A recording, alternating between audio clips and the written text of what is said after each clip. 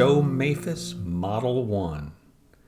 This was made in Bakersfield, California, 1966, and it has a distinctive German carve to the semi-hollow body.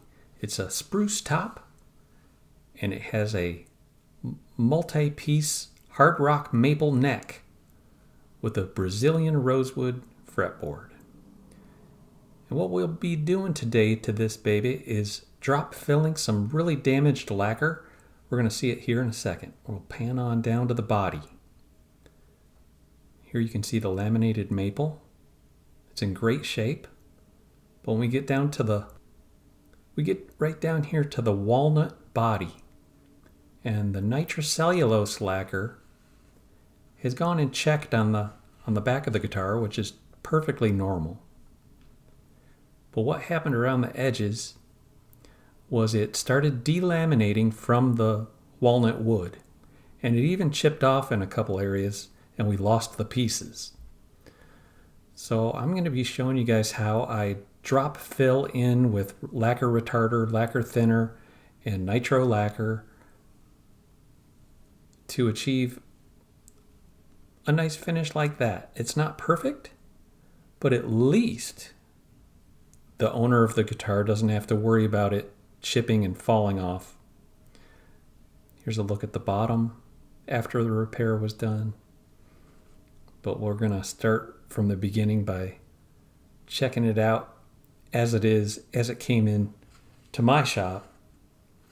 And my customer was very concerned about it, this kind of reptilian look that it had here. And the only way we're really going to be able to know exactly how this happened was if the previous owner chimes in on this video in the comment section and says, hey, that was mine.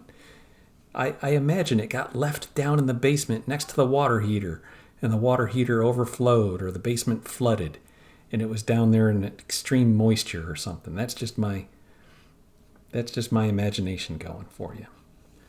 But what we're going to do is we're going to mix up some chemicals down in the garage. And I do it in the garage because I like there to be adequate ventilation. I don't want to be stuck inside the house with a jar of brushing lacquer, which is nitrocellulose. And if you're one of the Facebook groups, if you're a member of the Mosrite Guitars fans or the Mosrite Guitar group or the Mosrite Guitars Facebook group, thanks for stopping by. On this channel, you'll find hundreds of videos where I do finish repairs to old vintage guitars, neck resets, electronics, but mostly it's finish repairs and vintage acoustic guitars. Once in a while, we'll do some electric stuff. Headstock breaks on Gibson guitars, binding repairs on Martin guitars, that sort of stuff. So what I'm doing is I'm measuring out the full strength lacquer, which is pretty thick. And I'll mix in an equal part of lacquer thinner.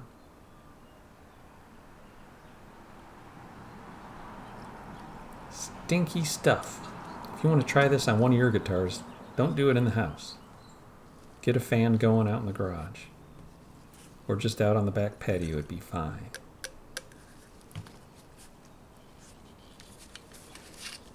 So there's our lacquer and lacquer thinner. And the next thing we'll do is we'll mix that and we'll cut it with lacquer retarder. You can eyeball it, but I like to go like 50-50. Thinned lacquer with lacquer retarder, 50-50. Gives us a nice hot substance. Okay, the next thing you'll see me do here, and you probably don't have something like this in your shop, but if you do, you're lucky like me. But I get to do all kinds of repairs where I need to hold the guitar, head down at the floor for an extended period of time, and this guitar workstation sure helps for that. Here you can see I'm really mopping it on wet, and it seeps down into all those cracks, and it re-amalgamates the old lacquer, and it re-adheres to the wood. if we're lucky. But this time we got pretty lucky because it worked real good. As I make my way around, I'm able to swivel that workstation.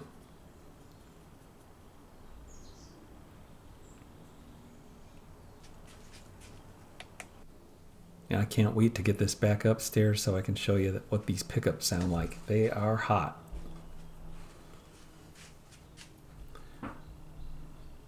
So here we go. We'll keep dropping it in. That white or light color that you're seeing in those cracks, that's really air pockets. They're little bubbles. In between the old original lacquer and the old wood, there a little air got in there where it had delaminated. So I'm putting it on pretty wet. Don't want to put it on too wet where it drips down the side or the back or the front. I don't want it to drip down the face of the guitar. I kind of like the way the lacquer checking lines look on the back and top.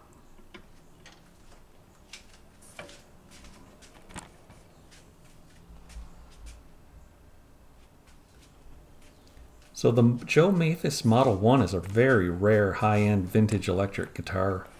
It's associated with the Bakersfield sound. It's got a real fast neck in this really cool cutaway shape. This one's from 1966, and these guitars go for about $2,500 to $3,500, depending on what shape they're in. We're going to get this lacquer in tip-top shape, and you'll see this is a real good example of a Mosrite guitar. Semi Mosley made these. Last name Mosley, guitar's name was Mosrite. I think what we're going to be doing here is we're going to be dropping in some glue boost fill and finish into that one spot where there was no lacquer. And I can color the fill and finish with master tint. Maybe I'll get a couple shots of that right here. This is just the clear glue boost. Fill and finish, ultra thin. I wipe it on. I think I already did the color coats though. I mixed a little white with a little bit of the amber and a little bit of the brown. There's the glue dry accelerator. I spray it on a paper towel over by my exhaust fan, and then I bring the towel over to the project. And here's some of the Super Oslix 600 grit sandpaper, now 800 grit. I work my way up through all the grits.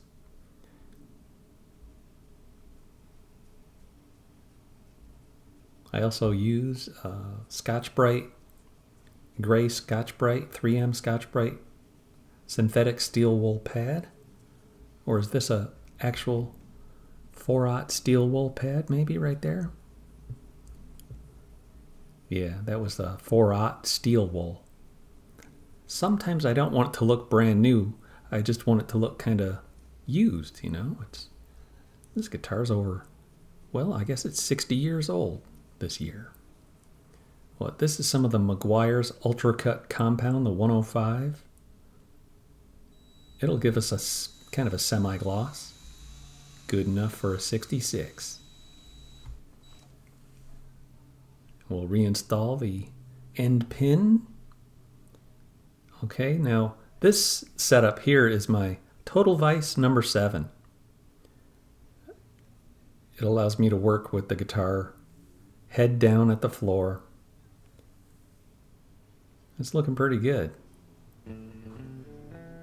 Now I'll open up the jaws of the vise to hold the neck so I can work on this little area in the cutaway.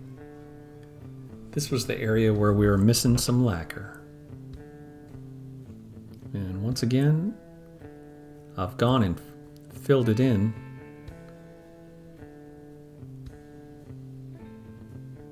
And I've sanded a little bit, but sometimes I need to go back in and reapply. Sometimes there's a few little craters that are left behind from the sanding process. I'll touch that up.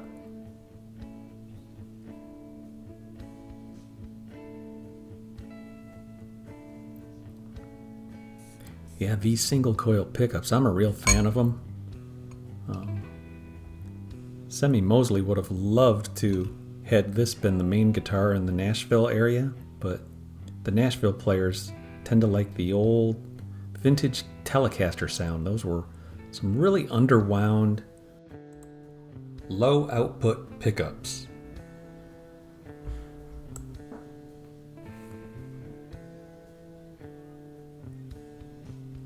Now this fill and finish CA glue, it doesn't polymerize until it is accelerated. And the reason they sell the aerosol cans of accelerator is that it has a very, I guess, fine particulate as it comes out of the nozzle. You'll see, I'll spray a little bit.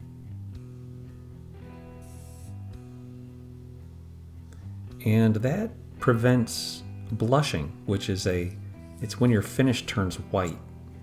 If you've ever worked with CA glue accelerators, you'll notice a lot of times the accelerator will turn your project white. And this Glue Boost doesn't do that. The Glue Dry Accelerator. That's Lola the cat. She likes to watch me sand with a big old 1.5 inch dowel. She says, "Give me some of that."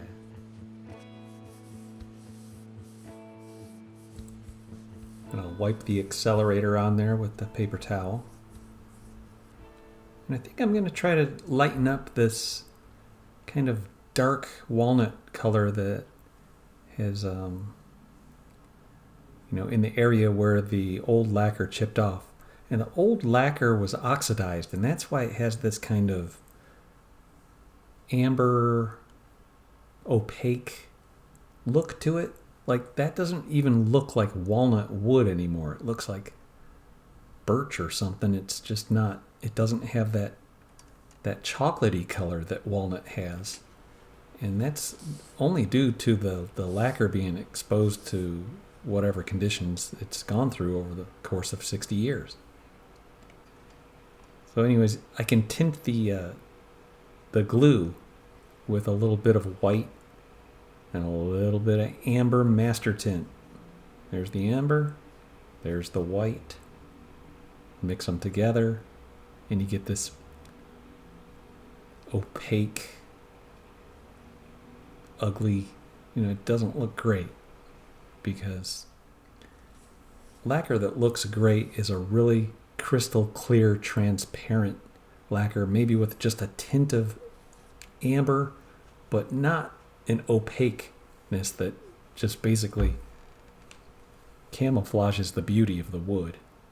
But I'm just trying to blend the missing area with the existing area that's still original. So that did the trick. I'll wipe on a few clear top coats, and look at that. Absolutely stunning. Another repair success. The customer was very happy with this one. Let's give her a listen.